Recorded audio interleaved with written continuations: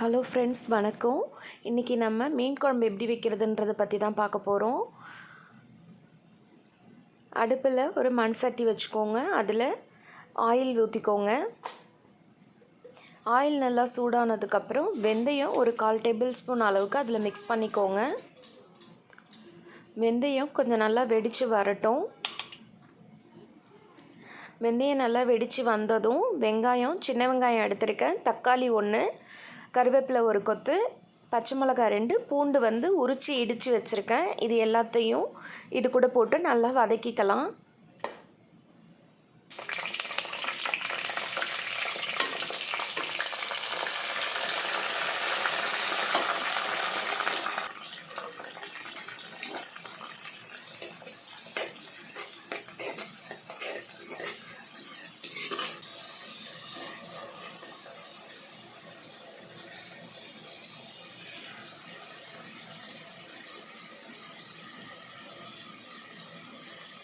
இது நல்லா வதங்கணும். நல்லா வதக்கி விடுங்க. இப்போது வெங்காயம் தக்காளி நல்லா வதங்கினதுக்கப்புறம் ஒரு லெமன் அளவுக்கு புளி எடுத்து நான் கரைச்சி வச்சுருக்கேன். அதையும் நான் இது கூட மிக்ஸ் பண்ணிக்கிறேன்.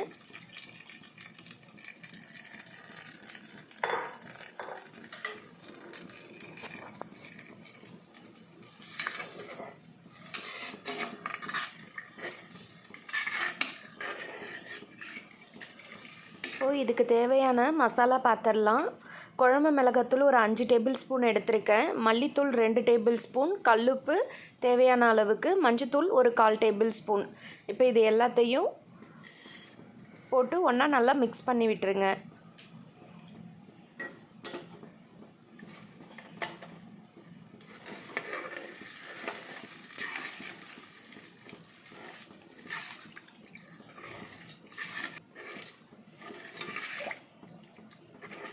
அவ்வளோதாங்க. இது நல்லா கொதிக்கட்டும். இந்த மாதிரி குழம்பு நல்லா கொஞ்சம் கொதித்து வரட்டும். கொஞ்சம் ஓரளவுக்கு ஒரு 10 மினிட்ஸ் அளவுக்கு கொதித்ததுக்கு அப்புறமா இது கூட மாங்காயை ஆட் பண்ணிக்கோங்க. மாங்காய் போட்டு ஒரு 5 மினிட்ஸ் நல்லா கொதிக்கணும்.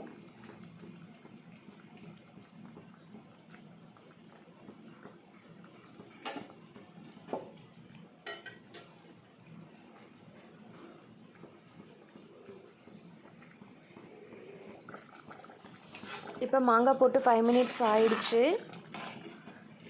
நல்லா கலந்து விட்டுருங்க. இப்போ இது கூட நம்ம மீனை ஆட் பண்ணிக்கலாம்.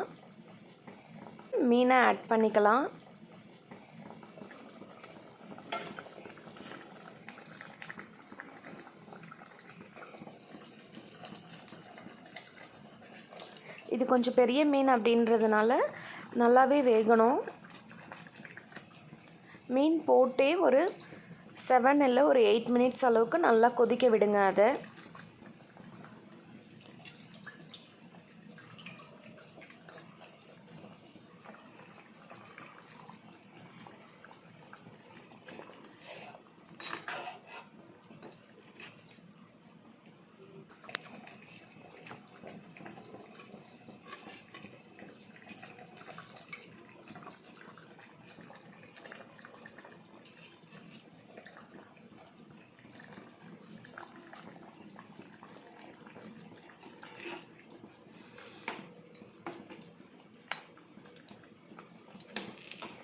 இப்போ மீன் போட்டு ஒரு 8 நிமிஷம் நல்லா குழம்பு கொதிக்கட்டும்.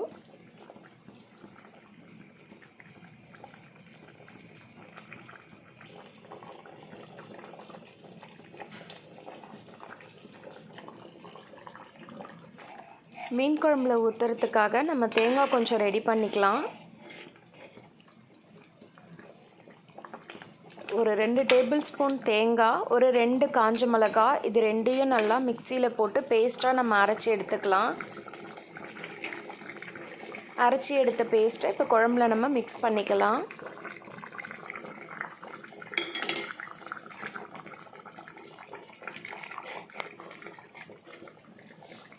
தேங்காய் கூட வரமிளகாய் சேர்த்து அரைச்சிங்கன்னா குழம்பு நல்லா ஸ்பைஸியாக இன்னமும் நல்லாயிருக்கும். அந்த புளிப்புக்கும் காரத்துக்கும் ரொம்பவே டேஸ்ட் அதிகமாக இருக்கும். அவ்வளோதாங்க, மீன் குழம்பு நமக்கு இப்போது ரெடி ஆகிடுச்சு. இது ஒரு 3 மினிட்ஸ் கொதிச்சதுன்னா போதும், ஆஃப் பண்ணிடலாம். நம்ம சேனலில் டெய்லியுமே இந்த மாதிரி ஏதாவது ஒரு சமையல் வீடியோ அப்டேட் ஆகிட்டே இருக்கும். கண்டிப்பாக நம்ம சேனலை லைக் பண்ணுங்கள், ஷேர் பண்ணுங்கள், சப்ஸ்கிரைப் பண்ணுங்கள். தேங்க்யூ.